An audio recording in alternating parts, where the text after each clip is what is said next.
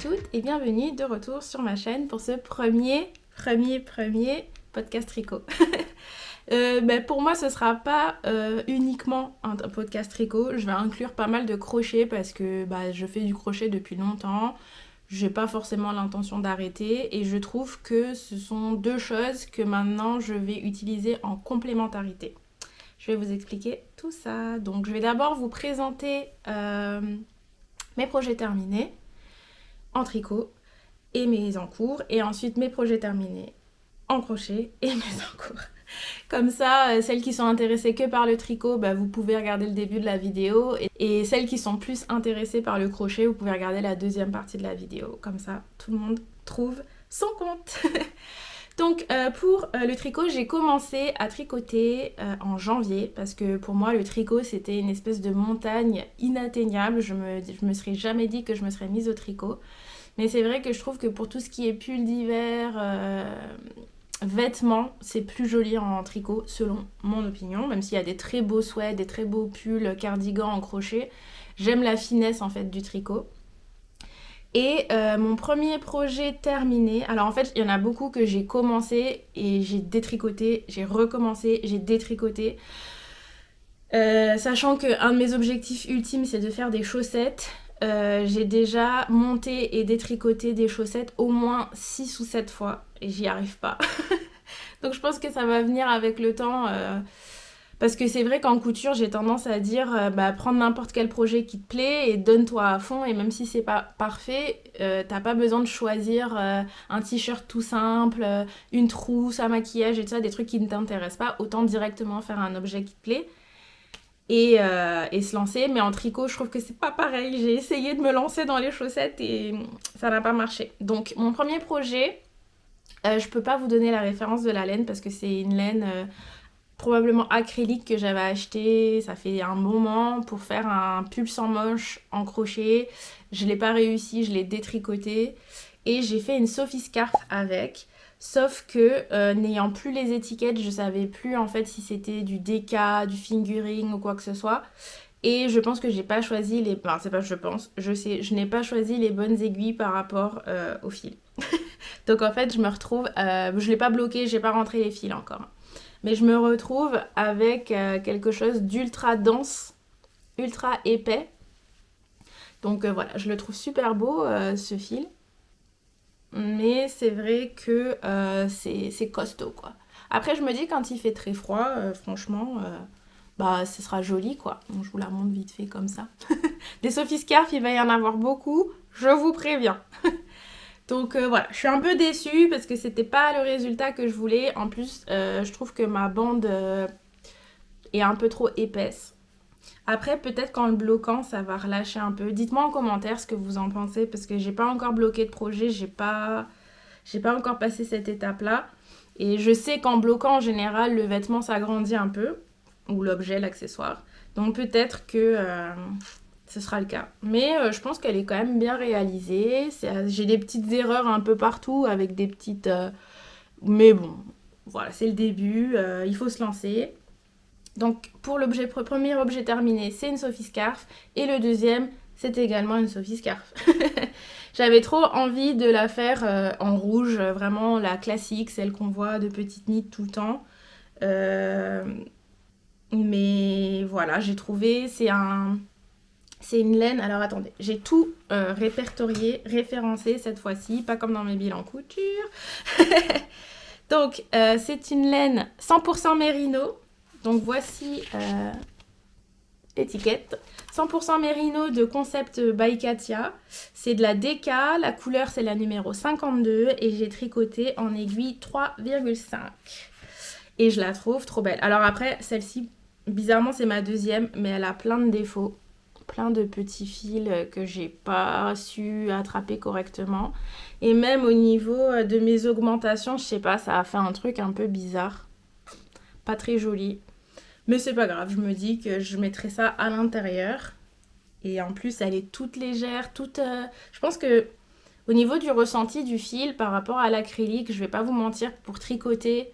l'acrylique j'ai pas aimé, j'ai même commencé une Sophie Scarf avec un fil acrylique que j'avais dans mes stocks Et j'ai pas du tout aimé parce que ça glisse trop. Pour le crochet, c'est nickel, mais pour le tricot, une fois que j'ai tricoté avec la laine mérino, j'ai dit ah, ok, je comprends le délire. Donc la voici, je la trouve. J'aime bien juste l'avoir avec le petit nœud, au pire en faire un double. Mais juste comme ça, je trouve ça trop cute. Donc pareil, je l'ai pas bloqué, j'ai vu sur tous les podcasts que j'ai regardés que l'idéal c'est de bloquer et ensuite rentrer les fils.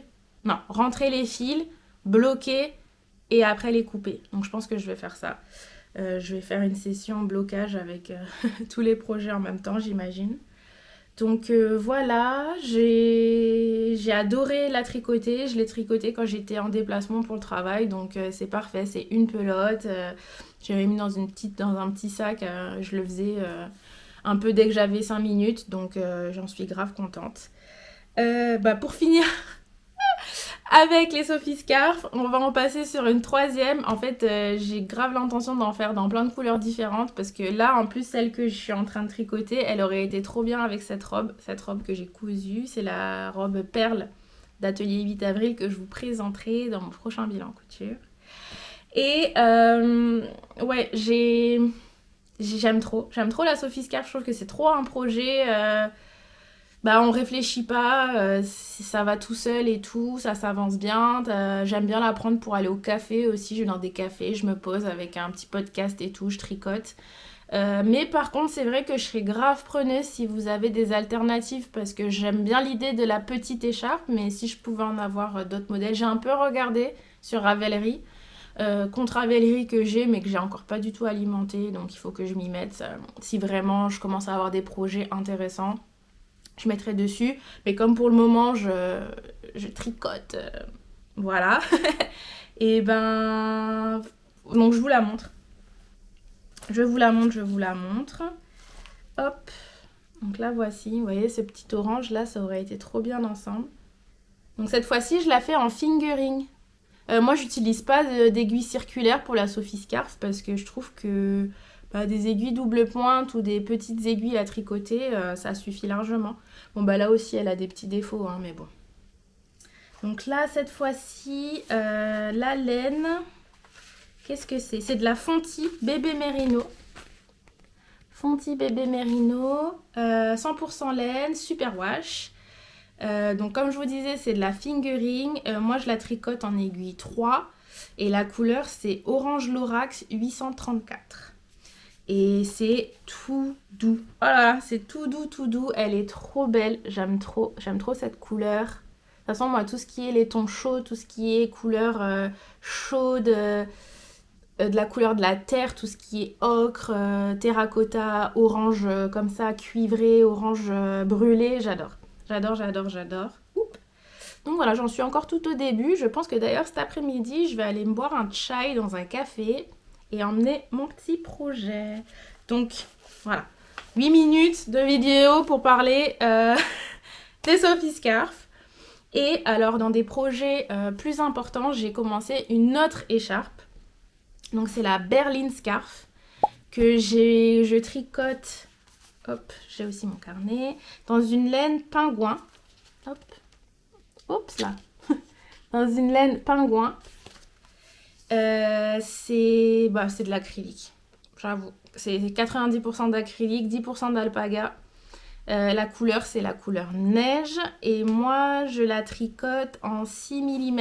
Donc, c'est une écharpe. Je pense que beaucoup de gens la connaissent. Hein.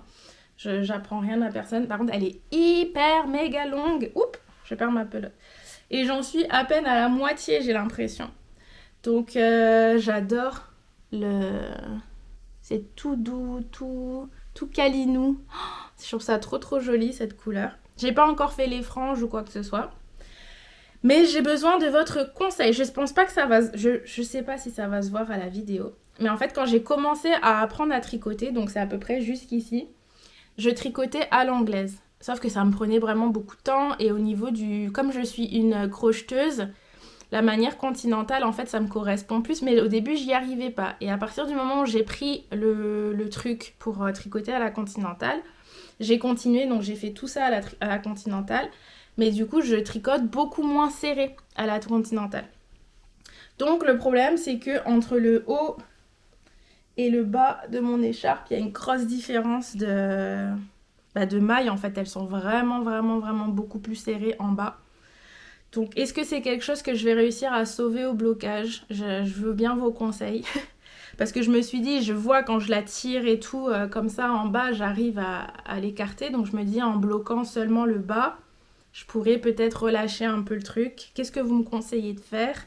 Parce que je vais aller jusqu'au bout, hein. J'ai pas tricoté autant pour détricoter.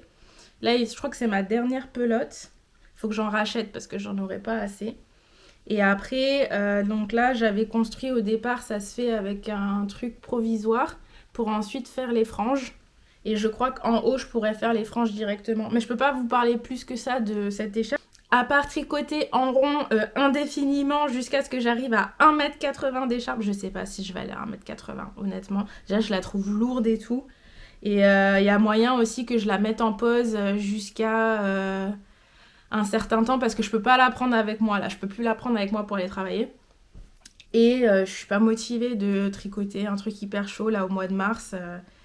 Je me dis après le tricot, je vais pas du tout avoir la même approche qu'en couture, donc je vais juste m'y mettre quand ça me fait envie, quand j'ai envie d'avancer. Et de toute façon, il y aura pas un projet par semaine ou même un projet par mois, donc voilà. Je vais la continuer tranquillement. Donc la prochaine fois, si j'ai avancé, je vous la montrerai. Sinon, elle reviendra quand elle aura peut-être au moins une partie avec des franges. Mais c'est un projet super détente. Je le mets en regardant la télé, tac tac, je tricote. C'est un truc sans réflexion, je compte rien. Parce que j'ai déjà commencé des projets avec des côtes. Et j'y arrive pas. À chaque fois, je me trompe. Je fais une maille en droit au lieu de faire une maille en vert. Enfin, ouais, je débute quoi. Donc voilà, et le dernier projet que je viens tout juste de commencer, j'ai commencé seulement l'échantillon.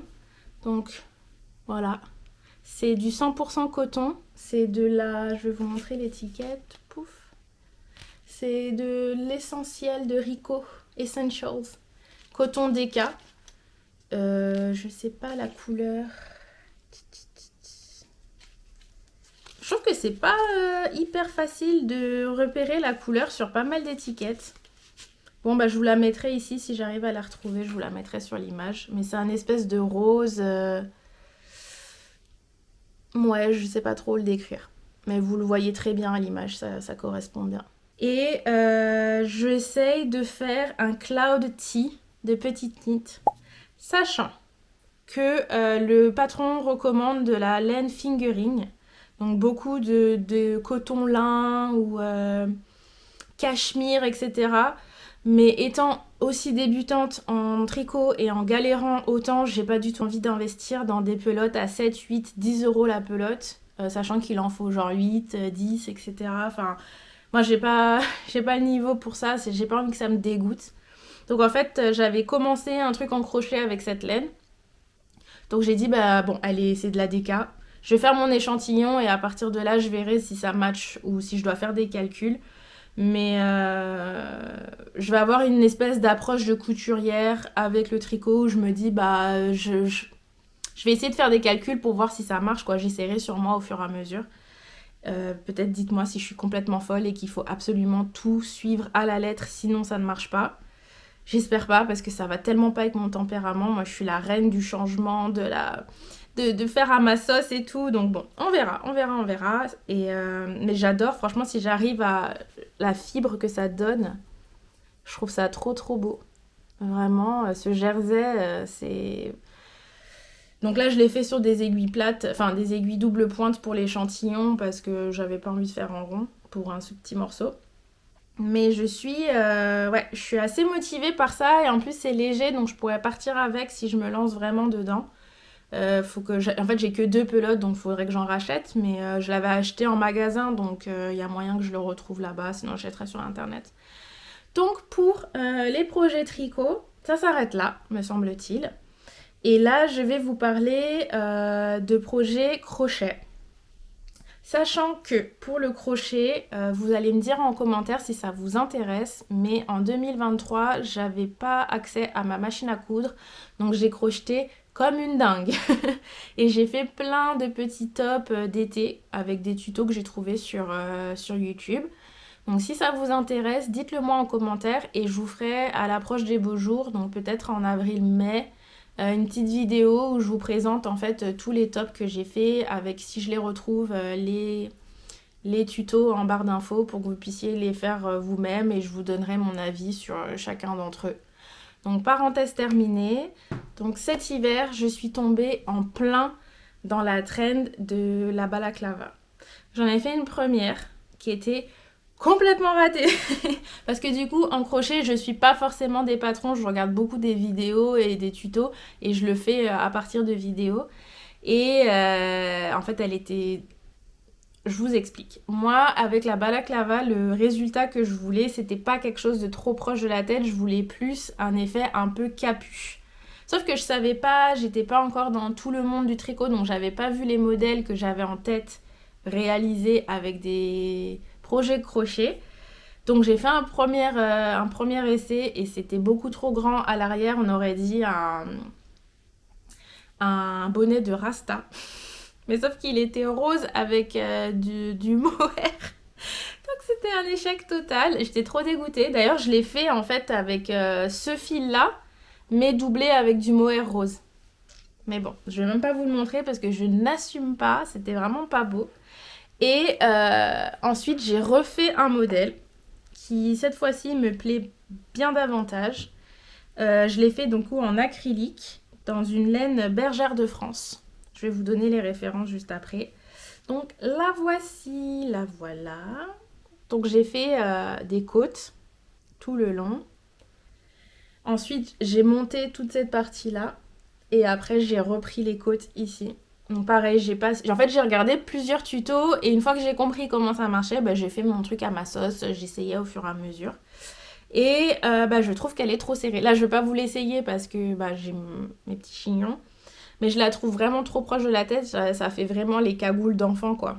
Alors, il faudrait que je la bloque. Il faudrait que je la bloque. Mais j'ai pas l'impression que ça va beaucoup pouvoir s'étendre. Il faut que je vois. Je vais essayer de la bloquer et après, je vous ferai un retour sur la prochaine vidéo, peut-être portée. Mais là, j'assume même pas de la porter. C'est vraiment trop proche de la tête. Donc, c'est pas un vrai fail parce qu'elle est belle.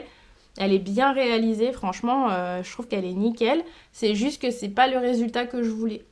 Donc je vais la bloquer et je verrai si ça correspond plus. Pour la laine, je vais vous dire ça de suite. Donc c'est Bergère de France 100% acrylique. C'est la ligne barisienne. Hop. C'est la ligne barisienne. Je l'ai crochetée avec un crochet numéro 4 et la couleur, elle s'appelle Bouteille. Ça aussi, je l'ai acheté en magasin à Bouchara, à Bordeaux. Et en fait, pour aller avec cette cagoule, je me suis fait des moufles. Moufles qui ont un peu vécu la guerre parce que je les ai portées à la neige, je les ai portées à New York, je les ai portées un peu partout où j'étais cet hiver, où il faisait hyper froid. Donc les voici. Je vous mettrai en barre d'infos, d'ailleurs il y a un fil qui est sorti, tellement elles ont vécu la vie. Je vous mettrai en barre d'infos le tuto que j'ai suivi, pas à la lettre, mais je l'ai suivi pour me donner l'idée de comment c'est construit. Et je les adore, franchement. Tout cet hiver, ça m'a sauvée. Alors ouais, c'est de l'acrylique et tout, mais ça tient grave chaud. Je les ai vraiment portés. Je vous mettrai des petites photos de moi dans les Pyrénées, là, cet hiver, où je les portais. Et j'ai trop aimé les faire, c'est hyper rapide. Je crois que j'ai utilisé genre une pelote et demie peut-être, je sais plus. Mais voilà, il faut pas beaucoup de laine.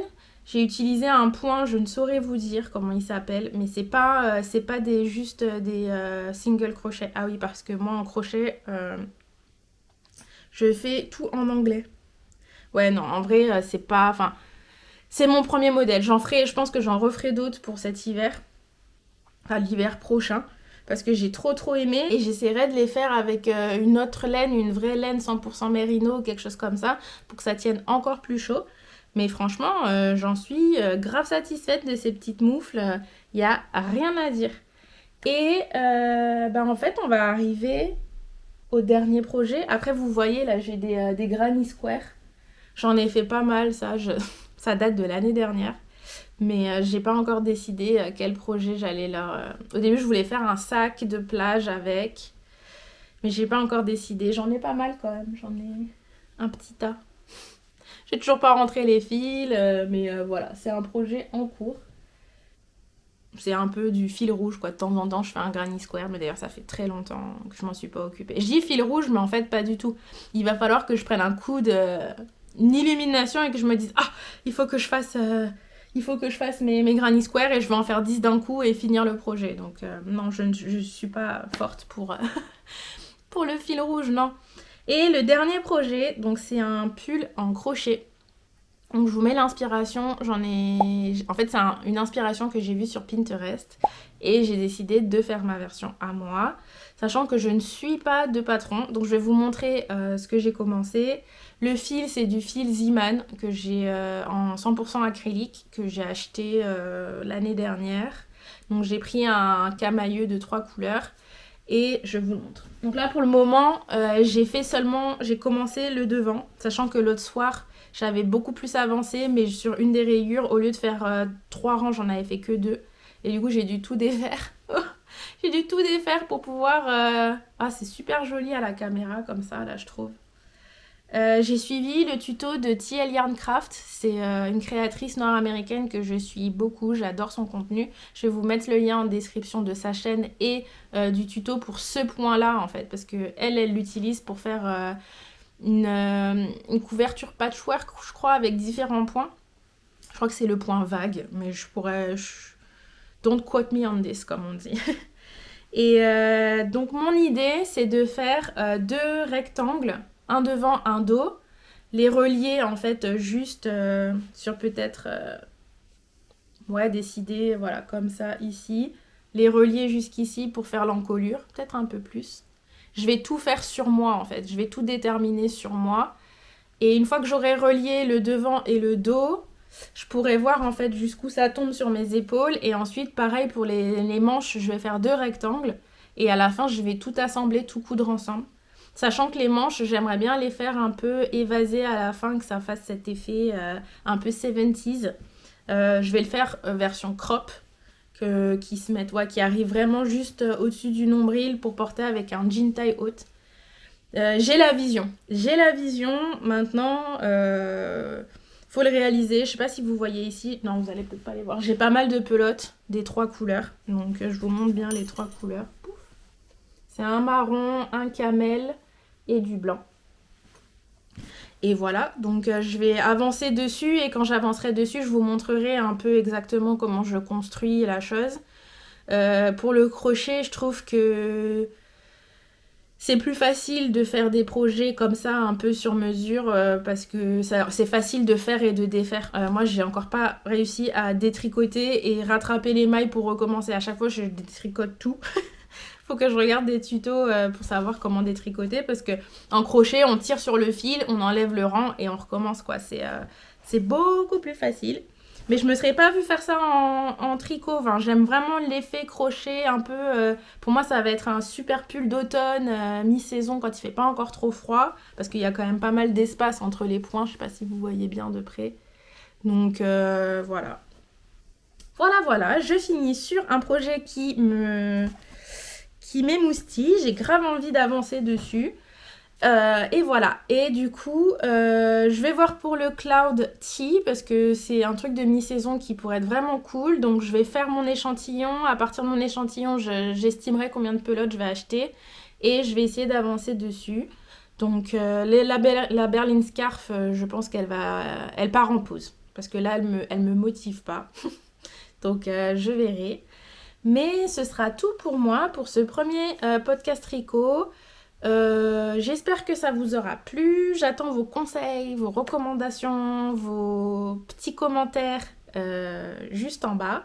Ça me fait trop plaisir de vous lire à chaque fois. Franchement, j'ai l'impression d'avoir plein de copines qui font la même passion que moi, donc c'est trop cool. Et je vous dis à bientôt, à la semaine prochaine pour une nouvelle vidéo. Bye bye!